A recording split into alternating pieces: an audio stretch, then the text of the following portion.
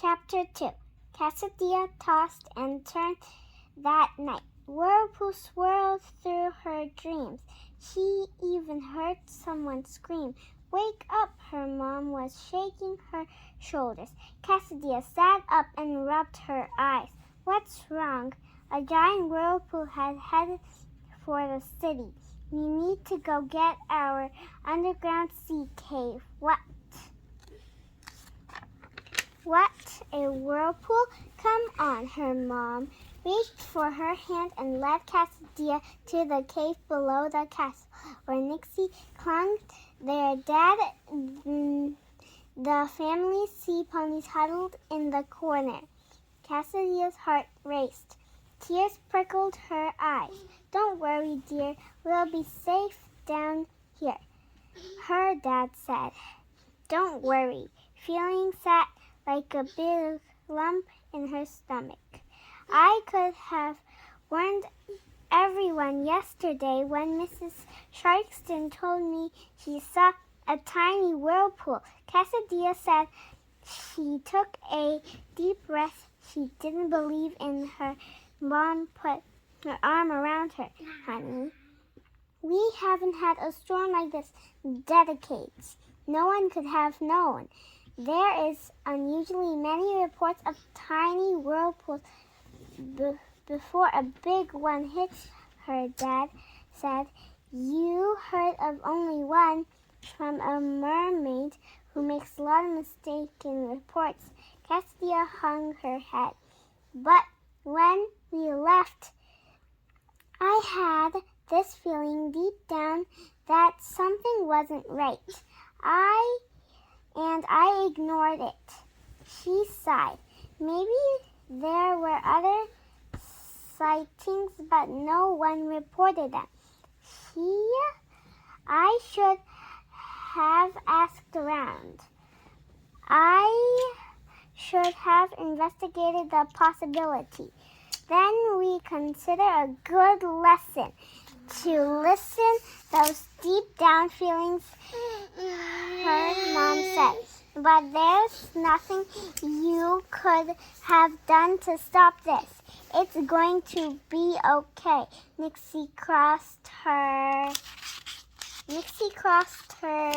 arms as their mother comforted Cassiopeia.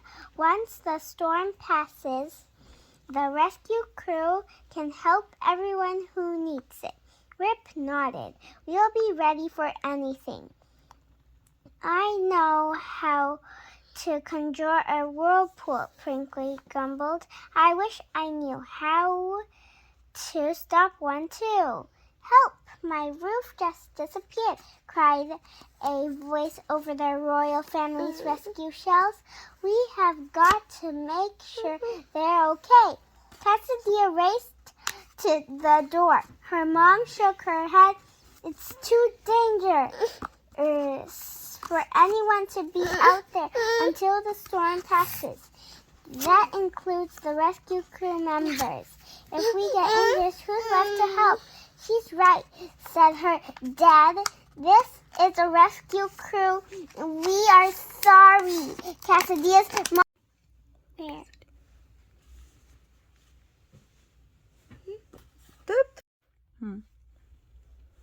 Cassiopeia's mom said into her shell, it's too dangerous to respond right now. Seek shelter in your sea cave. We'll be there as soon the storm is over. Cassiopeia wrapped her arms around herself as she listened to the storm howl outside. She shivered even though it wasn't cold. I hope it misses the park, Nixie said. Cassiopeia's stomach turned. She hadn't even thought of that. Help, my door blew off, cried another voice from their shells. We'll be out when the storm passes. Their dad told the frantic mermaid. Mixie's teeth chattered, and her eyes were wide. How long do these storms last? I have never experienced one, her father said. From what I have read most whirlpools pass through an area quickly, Rip said. Perhaps 15 minutes, but sometimes slow-moving storms can linger from up to an hour. Cassiopeia didn't think she could bear to listen to the shrieking, swirling water much longer. As they waited, more rescue calls came, and luckily none of these calls are for injuries. Cassidy's mom said, "It's going to be a busy day," Twinkly said. "The rescue crew can handle it. We must handle it. The subjects of our kingdom will be counting on us," King Zale said. Nixie raised her hand. "On my honor, I will be brave as I keep our seas and subjects safe." That is a rescue crew motto, and they all took the oath very seriously. The family sat in silence for a while as the storm blew through the city.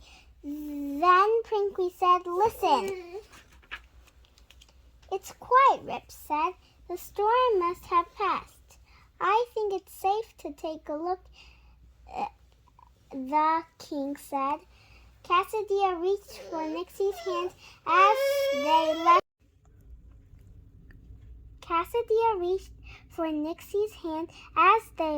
The cave and swam out of the castle. The waters were just starting to brighten as the sun rose above the ocean, and took a moment for Cassidy's eyes to adjust. All around the castle, coral and sea plants were blown out. Some shells had been stripped off sides of the castle. "It's not bad, I feared," her dad said. Then the calls started coming in again. "I'm missing my pet snail," cried one mermaid. "My fence is gone," someone else cried.